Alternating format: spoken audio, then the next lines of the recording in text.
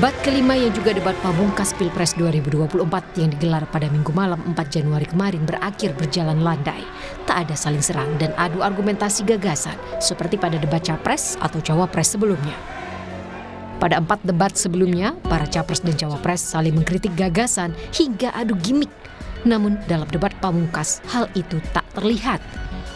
Ketiga Capres tampak sama-sama menjaga dan menahan diri untuk tidak melepaskan kritikan pedas terhadap paslon lainnya. Capres nomor urut 2 Prabowo Subianto beberapa kali menyatakan setuju dengan pendapat Capres nomor urut 1 Anies Baswedan. Menilai jawaban-jawaban Pak Anies baik, bagus, relevan. Saya banyak setuju dengan jawaban tersebut. Meski tak sepanas biasanya, debat kelima tetap dihiasi serangan seperti soal distribusi bansos hingga ketimpangan. Namun serangan itu tak sekeras debat sebelumnya. Menurut Pak Anies kira-kira bagaimana tata kelola bansos agar 1 tidak saling klaim, 2 bisa tepat sasaran, 3 tidak menimbulkan kecemburuan-kecemburuan. Kita harus menyadari bahwa yang disebut sebagai bansos adalah bantuan untuk si penerima, bukan bantuan untuk si pemberi. Karenanya dia diberikan sesuai dengan kebutuhan si penerima. Pengamat komunikasi politik Universitas Brawijaya Malang, Anang Sujoko menilai debat Capres tadi malam berakhir anti klimaks.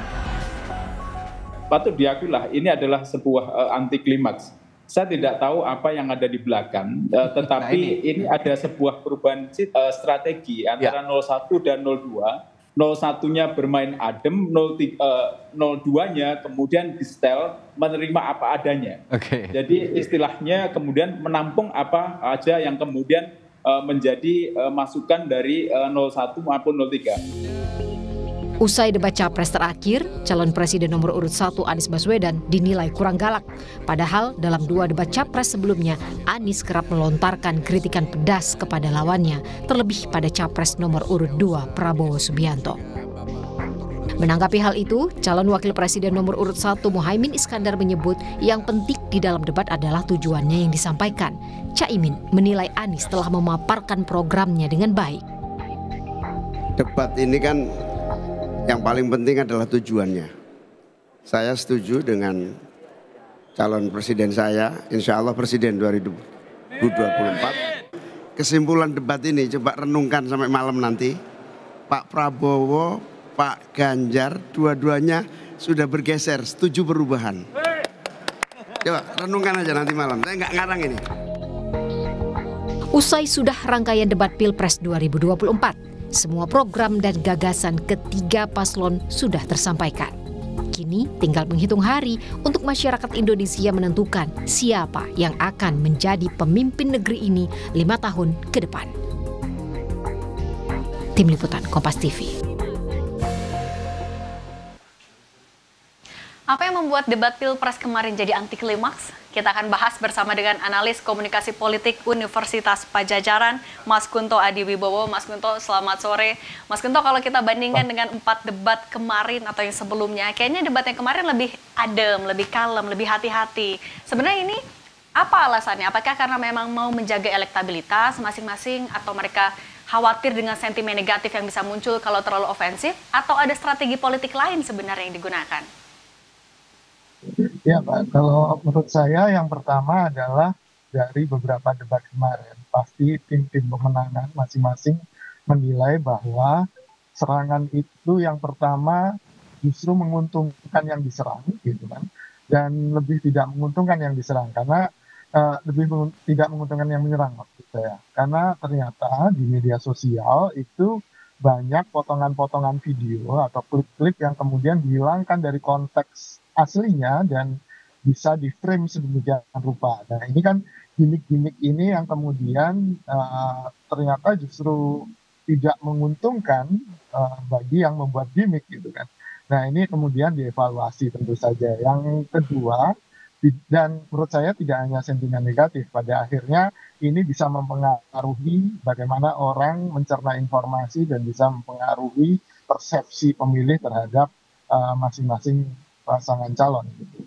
Yang kedua, tentu saja menurut saya ini masing-masing capres berusaha untuk apa ya, membuat harmoni. Ini kan problem ketika beberapa hari terakhir ada dorongan dari akademisi, ada dorongan dari universitas tentang bahwa Indonesia sedang krisis kenegarawanan gitu kan.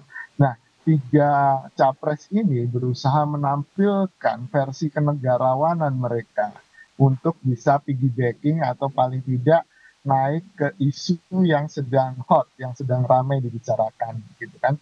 Ketika benak orang sedang berpikir tentang, oh iya ya, kita krisis negarawan ya, lalu disinilah mereka berusaha hadir masing-masing dengan strategi yang lebih soft, yang lebih kalem, yang lebih mencirikan bahwa mereka pantas disebut sebagai negarawan. Begitu Mbak Cindy.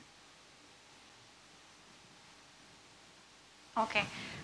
Kalau selain kenegarawan tadi, sifat kenegarawan, tapi kita juga bisa melihat banyak validasi antar capres, misalnya saya sepakat, dan juga elaborasi, saya izin melanjutkan. Ini apakah hanya untuk menunjukkan kenegarawanan, atau jangan-jangan ada upaya rekonsiliasi dari para capres? Ya betul Mbak Cindy, salah satu ciri negarawanan kan memang ya bisa lebih kompromis gitu kan. Nah, kompromi-kompromi ini kemudian ditunjukkan oleh masing-masing capres. Pak Prabowo terutama misalnya lebih banyak setuju baik ke Pak Ganjar maupun ke Pak Anies. Lalu kemudian Pak Prabowo juga minta maaf gitu kan. Yang saya amati dari debat semalam justru bagaimana Pak Prabowo lebih baik mengontrol emosi, jadi tidak terpancing dari awal. Padahal di awal-awal sudah berusaha diserang tuh gitu. Misalnya Pak Ganjar menyerang soal kritik universitas, lalu kemudian Pak Anies menyerang soal bansos, tapi Pak Prabowo lebih santai menghadapi itu, bahkan ada satu sesi ditanya jawab pertama ketika Pak Ganjar menanyakan soal internet gratis yang otaknya lemah itu gitu kan. Pak Prabowo sempat langsung ingin menjawab, langsung ingin menimpali, tapi kemudian lama-lama emosinya turun.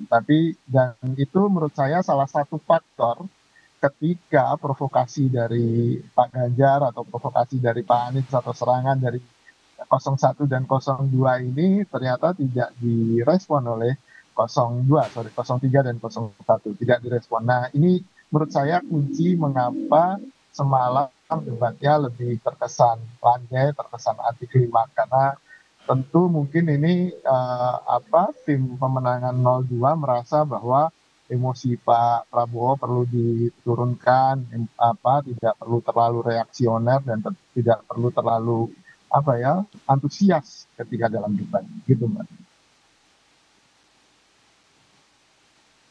Artinya bisa dibilang ketika mendapatkan serangan-serangan kecil lah dari 01, pasangan calon 1 dan juga 3, Pak Prabowo yang saat ini sudah lebih melunak dan siap dengan pertanyaannya? Iya Mbak, kalau menurut saya ya itu yang terjadi Mbak, bahwa Pak Prabowo berusaha melunak, dia juga berusaha menunjukkan kenegarawanannya gitu kan. Dan yang penting Pak Prabowo semalam juga meminta maaf, itu kan salah satu bentuk kenegarawanan ya Mbak ya menurut saya. Oke. Mas Kunto, kan kalau kita juga melihat ini kan debatnya bisa dibilang anti klimaks karena beda nih sama 4 debat sebelumnya, nggak ada saling serang, lebih cenderung adem, kalem, dan lain-lain. Tapi sebenarnya dengan strategi politik menunjukkan kenegarawanan ini, seberapa berpengaruh bisa menarik hati para swing voter sih?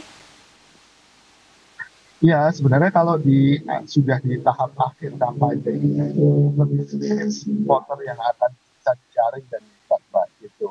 Terutama mereka yang rasional mungkin sudah mulai punya posisi, mulai punya pilihan gitu kan. Sementara kebanyakan yang belum menentukan pilihan itu adalah mereka yang mungkin bahkan tidak peduli terhadap politik gitu kan. Yang mereka hanya mendapatkan informasi selintas saja gitu.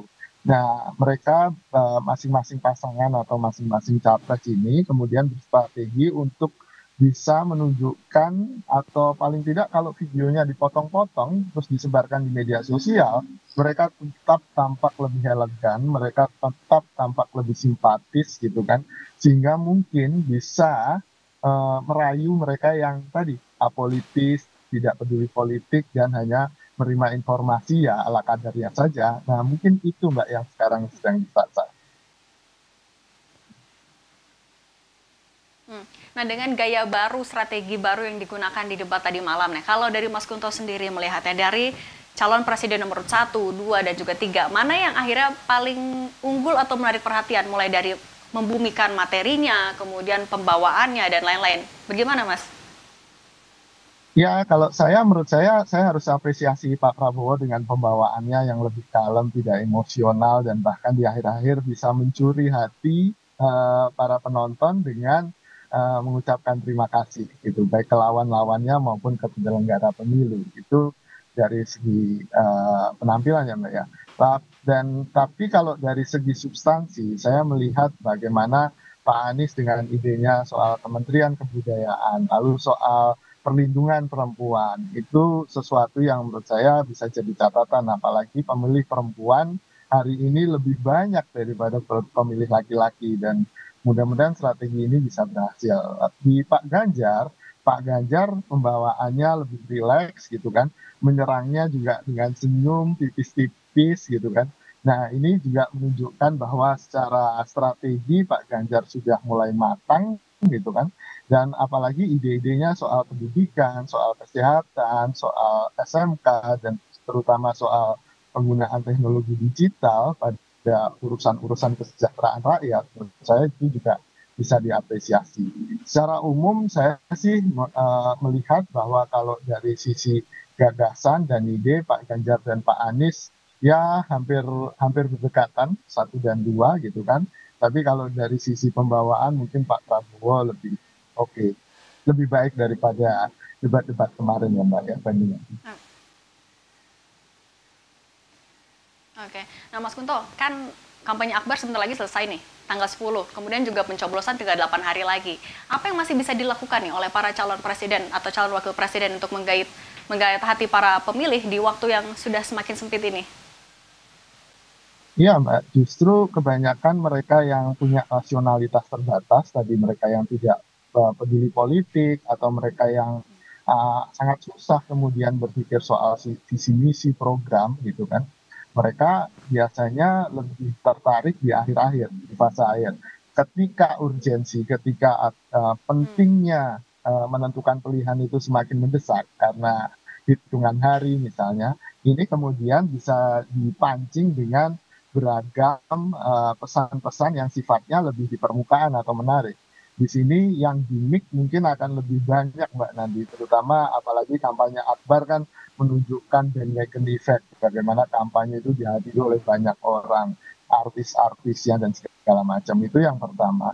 Yang kedua tentu saja serangan-serangan di media sosial juga semakin masif gitu kan, terutama baik yang sifatnya rasional maupun yang sifatnya ya permukaan gitu kan, yang sifatnya gimmick gitu. Lalu yang ketiga yang bisa dilakukan oleh para kandidat ini dan timnya adalah ya door to door di sisa hari ini gitu kan, turun ke lapangan langsung menjumpai masyarakat, mereka yang nggak peduli kan harus didatangi gitu kan, nggak mungkin yang nggak peduli itu akan datang sendiri, harus didatangi lalu kemudian diketuk hatinya. Dan menurut saya debat semalam itu memberikan banyak amunisi argumen, banyak amunisi pesan terhadap para relawan, para tim pemenangan, terutama di akar rumput untuk bisa mempengaruhi lingkungannya, tetangganya, teman-temannya gitu kan, di sisa hari kampanye ini, Mbak. Oke, jadi meskipun bisa dibilang anti klimaks karena tidak sepanas 4 debat sebelumnya, tapi justru bisa membuka pintu ya untuk di detik-detik krusial nih, 8 hari lagi menuju pencoblosan. Mas Kunto, terima kasih banyak atas waktunya bersama dengan Rumah Pemilu.